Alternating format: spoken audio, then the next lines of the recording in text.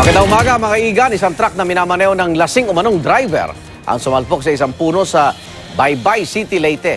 Sa Ilagan, Isabela naman, patay ang isang driver matapos bumangga minamaneo niyang close van sa isang bahay. Narito ang unang balita sa probinsya. Wasak na wasak ang harapan ng bahay na ito sa Ilagan, Isabela matapos bumangga ang isang closed van madaling araw kahapon.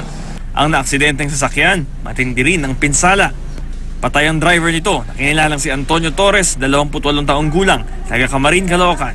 Sugatan naman ang isa pa niyang sakay na si Elmer Mascardo. Base sa investigasyon, nawala ng kontrol sa manibela si Torres hanggang sa tuluyang tumbukin ang bahay na nasa tabi ng kurbadang kalsada. Nagkalat naman sa kalsada ang mga karne ng baboy na karga ng closed van na i-deliver sana sa Tuguegarao.